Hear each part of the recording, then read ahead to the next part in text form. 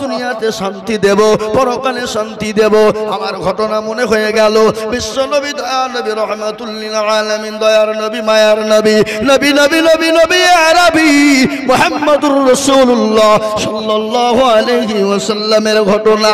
আল্লাহর নবী একদিন মৃত্যুর শয্যায় সজ্জিত, প্রচন্ড বুকে ব্যথা, মাথায় যন্ত্রণা নবীজি সহ্য করতে পারে না, প্রচন্ড যন্ত্রণা।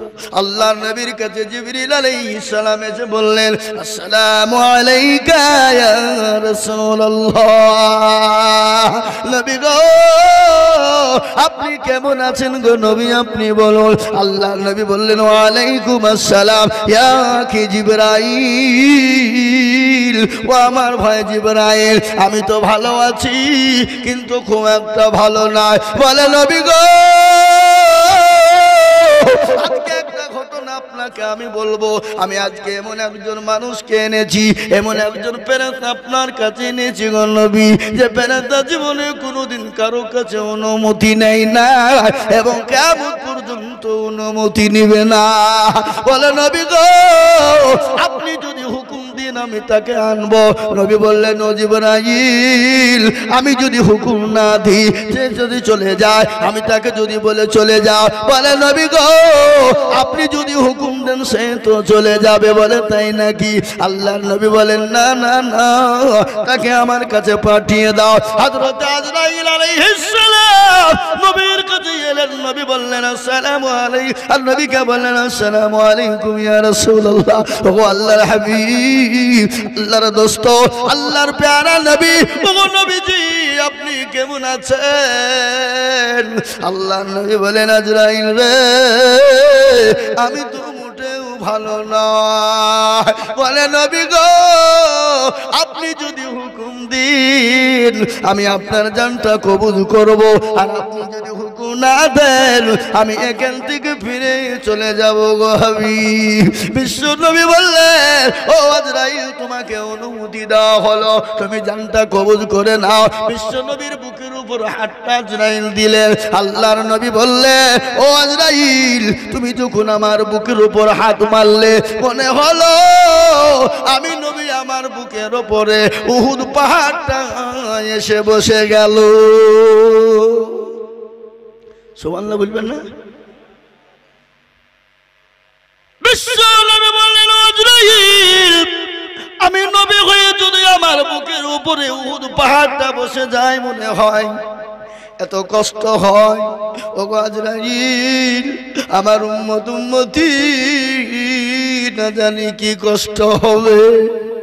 ও আজরাইল আমার উম্মতি কি কষ্ট পাবে। নবী বললেন, নবীকে বললেন, ইয়া রাসূলুল্লাহ আপনার উম্মতি কোনো রকম কষ্ট পাবে না। বলে কেন পাবো না, পাবে না? বলে নবী গো ছোট বাচ্চা ছেলে আপনি দেখেছেন যেমন মায়ের স্তনে দুধ খেতে খেতে যেমন বাচ্চা ঘুমিয়ে যায়, যেমন টের পাই না, ওগো নবীজি আপনার উম্মতি যারা নামাজি হবে, পরহেজগার হবে, কোরআনওয়ালা হবে, ওগো নবীজি তারা সুন্দর করে ঘুমিয়ে যাবে, তাদের মৃত্যুকালে তারা কোনো রকম কষ্ট পাবে না। ও মুসলমান দরদি, বিশ্ব নবী বারংবার একটাই কথা বলে গেছেন, ও আমার সাহাবারা নামাজ, ও আমার সাহাবারা সালাত, আইমা মালাকাত আইমানুকুম নামাজ, ও আমার উম্মতেরা সালাত, তোমরা নামাজ পড়ো, সালাত আদায় করো। আল্লাহ রাব্বুল বললেন আমি দুনিয়া জমিনে তোমাদের শান্তি দিয়ে দেব। ও মুসলমান, আজকে নামাজ না পড়ার কারণে মসজিদ আজান হয়, মসজিদের ডাকে সাড়া না দেওয়ার কারণে আমাদের মসজিদগুলাকে কেড়ে নিতে চাইছে। বাবরি মসজিদ নিয়ে নিল, কালকে যে মুক্তারপুরের মসজিদ নিবে না, এ গ্যারান্টি কার আছে বলুন? আছে গো? এই কথা বলেন না কেন? গ্যারান্টি আছে? বাবরি মসজিদ নিয়ে নিল, কালকে যে মুক্তারপুরের মসজিদ কেড়ে নিবে না, এই গ্যারান্টি কেউ দিতে পারবে? এই গ্যারান্টি দিতে পারবে না। কিন্তু আমি আপনাদেরকে বলবো, গোটা পৃথিবী, গোটা ওয়ার্ল্ডের মাটিতে আজকেই নয়, যুগ যুগ যুগ যুগ যুগ যুগ ধরে ইসলামকে মিটিয়ে দেওয়ার চেষ্টা চলছিল। চলছে কিনা জোরে বলুন? যুগে যুগে, এখন নয়, এখন তো চলছেই বাবা, কিন্তু যুগে যুগে ইসলাম মিটিয়ে দেওয়ার চেষ্টা করছিল, কিন্তু তখন যারা পারেনি। আচ্ছা বলুন তো, ফেরাউন তো নিজেই খোদা দাবি করেছিল কিনা করে নাই? জোরে বলুন কথা কান। ফেরাউন তো নিজেই খোদাই দাবি করেছিল। নমরুদ আল্লাহর সঙ্গে মারামারি করে আল্লাহকে মেরে দিয়েছিল কিনা জোরে বলুন? নাউজুবিল্লাহ, আল্লাহকে মারা হবে? হ্যাঁ, এই মুসলমান নমরুদ ইব্রাহিম আলাইহিস সালামকে বলছে, এই ইব্রাহিম, তোমার আল্লাহকে সঙ্গে আমার যুদ্ধ ঘোষণা। ইব্রাহিম আলাইহিস সালাম বেয়াদব বলছে, কি রে, আল্লাহর সঙ্গে যুদ্ধ করবি তো? হ্যাঁ, হারামখোর। আল্লাহ বললেন, ইব্রাহিম কোনো চিন্তা করো না, কাজতে দাও। ও মুসলমান, কি করলো নমরুদ? তীর বোঝেন না? তীর ধনু বোঝেন না? তীর ধনু খুলিয়ে ইব্রাহিম আলাইহিস সালামের কাছে গেলেন, তোমার আল্লাহকে মেরে দিব বলে তীর চালিয়ে দিলেন। আল্লাহ রাব্বুল আলামিন কুদরতের দ্বারায় ফেরেশতাকে বললেন, ও ফেরেশতারা, তাড়াতাড়ি করে তীরখানা ধরো আর রক্ত মাখিয়ে তুমি জমিনে ফেলে দাও। নমরুদ কি করলো? ওই তীরখানা নিয়ে বলল, সর্বনাশ সর্বনাশ, ও ইব্রাহিম, আমি তোমার আল্লাহকে মেরে দিয়েছি, দেখো তার নমুনা রক্ত। আল্লাহকে মরবে? কথা বলেন না কেন? আল্লাহ মরে? হ্যাঁ, আল্লাহ ঘুমায় নাকি? কথা বলেন। মুসা নবী আলাইহিস সালামকে আল্লাহকে বলছে, আল্লাহ তুমি কি ঘুমাও না? তোমার ঘুম আসে না? আল্লাহ বলছে, এই মুসা, কি মুখে আবল তাবল বকছিস? আমার আমি ঘুমাবো কেন? বলো না, তুমি ঘুমাও নাকি? আমার তো ঘুম আসছে। আল্লাহ বলছে, মুসার আমি কেন ঘুমাই না তুই দেখবি। বলে তাহলে দেখাও। তুর পাহাড়ে আয়। একটা গিলাস নিয়ে গেল, কাচের গিলাস। কাচের গিলাস বুঝেন না? এই কথা বলেন না কেন? কাচের গিলাস, আর কাচের গিলাসে পানি খেতে ভালো লাগে না? লাগে না? দেখতে ভালো লাগে। আর এখনকার আমাদের মা বোনেরা কাচের গিলাস নিয়ে গিয়ে আলমারিতে সাজিয়ে রাখে, স্বামীকে পানি দেয় না। বলে কুটুম আসলে খাবে, তুমি গিলাসে এই পানি তো মগে ওখানে খাও। কি বললে? আমার বাড়িতে বুঝলেন কাচে লোড করা আছে গিলাস, ওই টিনের গিলাসে নিচে পানি দিয়ে কেন? ওটা কুটুম সাক্ষাৎ আসবে, মেহমান আসবে, তাদের লেগে নিছি। আমি সব থেকে বড় মেহমান, আমার থেকে বড় মেহমান কে আছে? এ বাবুজি, মা বোনরা আবার দেখবেন, যদি জিনিস কিনে নিয়ে গেলে টপ করে ভাঙে না, টপ করে বাহির করে না। স্বামীকে বলে তুমি ওইগুলো কুড়িয়ে খাও, কাঁচা জিনিস বাহির করা হবে না যদি ভাঙে ফেলি। কিন্তু টাকা, ওই কাঁচা জিনিসগুলো কার টাকা কিনা? এখন না লক্ষ্মীর ভান্ডার পাইছে, আপনার দিকে পাই না নাকি? এদিকে পায়। 500 ছিল 1000 হয়েছে, আপনার দিকে 1000 হয়েছে। 500 ছিল 1000 হয়েছে। আবার খালা বলেছে, যাদের স্বামী মারা যাবে তারা 2000 পাবে। কদিন পরে স্বামীর গলা টিপে মারবে, বলে তুই মর, 2000 পাবো আমি। কি বুঝলে? এই ঘটনা ঘটবে, ঘটবে। আর আমার বাবা জীবনের মুসা আলাইহিস সালাম আল্লাহকে আল্লাহ বলল, আল্লাহ তুমি কি ঘুমাও না? বলে, মুসা আমি যদি ঘুমিয়ে যাই তুই দেখতে চাস নিদর্শন? বলে, হ্যাঁ আয়, তোর পাহাড়ে আয়। গিলাসে করে, কাচের গিলাস করে পানি নিয়ে চলে গেল। কাচের উপর গিলাস, এক গিলাস পানি নিয়ে স্বপ্না দাঁড়িয়ে আছে তোর পাহাড়ে। আল্লাহ বললেন, ঘুম, যত ঘুম আছে মুসাকে ধর। এমন ঘুমে মুসাকে ধরে নিল। ঘুমের কারণে মুসা তোর পাহাড়ে পড়ে গেল। হাতের গিলাসটা খুলে পড়ে গেল, গিলাস চূর্ণ বিচূর্ণ হয়ে গেল।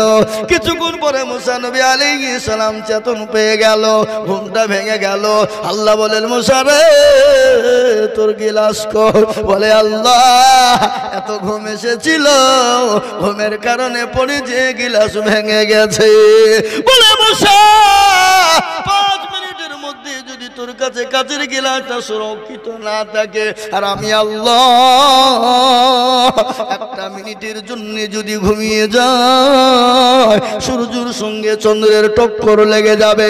আমি আল্লাহ 1 মিনিটের জন্য যদি ঘুমিয়ে যায়, সূর্যের চাঁদের সঙ্গে চন্দ্রের টক্কর লেগে যাবে। আমি আপনাদেরকে একটা কথা শোনাই, সূর্য বড় না চাঁদ বড়? জোরে বলুন।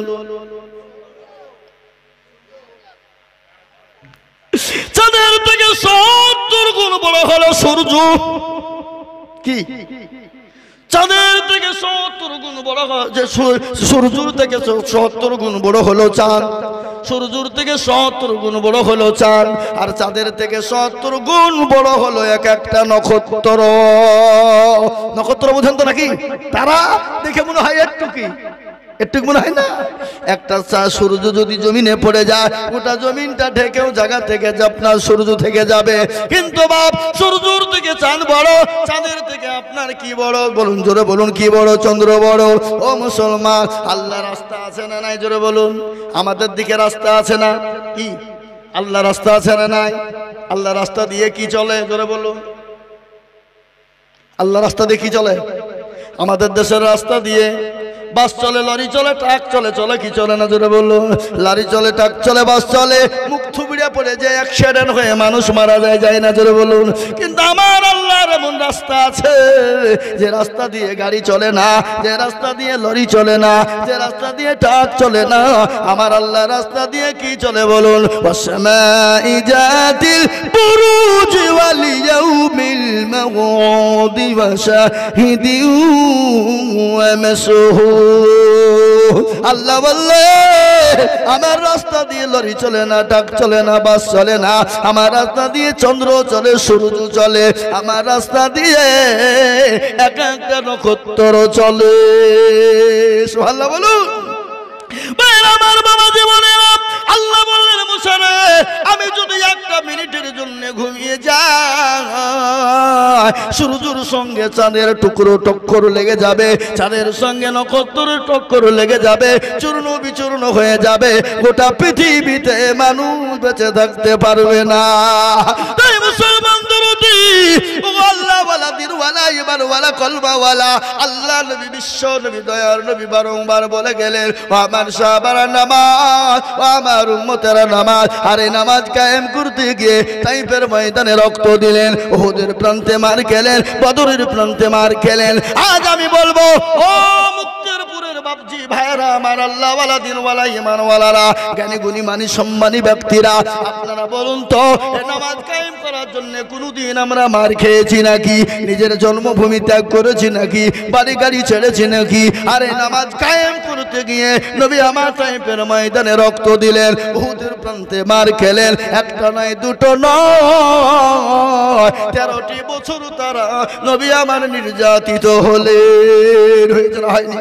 যারা বলুন বিশ্ব নবী 13টি বছর ধরে কাফের বেঈমান আবু জাহেল, আবু লাহাব, উতবা, সাইবা, মুগিরা আমার নবীর উপর নির্যাতন চালিয়ে গেল, আমার নবীর উপর অত্যাচার চালিয়ে গেল, আমার নবীর উপর স্টিম রুলার চালিয়ে গেল। আমার আল্লাহ বলেন নবী গো, আপনার মক্কার জমল মাটিতে আপনার জন্য নিরাপদ শহর নয়। ওগো নবীজি, আপনি মক্কা থেকে চলে যান। আমার নবী যেতে চাই না, বারংবার খাবার দিকে তাকায় আর বলে খাবারে, ওরে খাবার, আমার তো তোকে ছেড়ে যেতে মন চাই না, আমি তোর খিদমত করব। কিন্তু আবু জাহেল, আবু লাহাব, কাফেরের বেঈমানেরা আমাকে মক্কা জমিনে থাকতে দিল না। বিশ্ব নবী মক্কা ছেড়ে মদিনার পথে যাবে। গজল আছে না নাই? এই গজল আছে না নাই?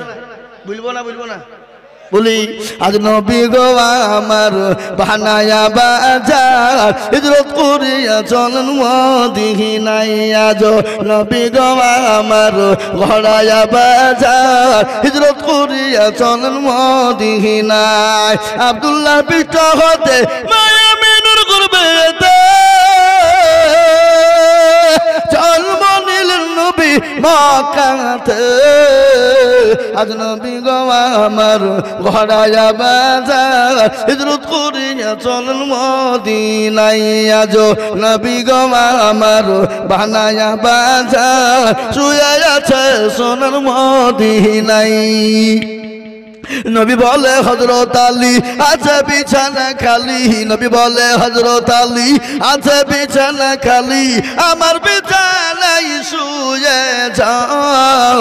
আজ নবী গো আমার ঘোড়ায়া বাজার, হিজরত করিয়া চলেন মদিনায়। ওই নবীর নামে দরুদ পড়িলে, ওই নবীর নামে দরুদ পড়িলে হাবিয়ে দু চকুনি ভয়ে যায়। আজ নবী গো আমার ঘোড়া যাবা যায় হিজরত করিয়া চলেন মদিনায়। ও মুসলমান, নবী মার খেলেন, সাহাবারা মার খেলেন, বিবিকে বিয়ে করে দিলেন, এতিম করে দিলেন। আজকে মার খেতে হবে না, বিবিকে বা এতিম সন্তানকে করতে হবে না। আল্লাহর রাস্তায় একটু ইসলামের জন্য হাত বাড়িয়ে দিতে হবে। আমি হাদিসে পড়ে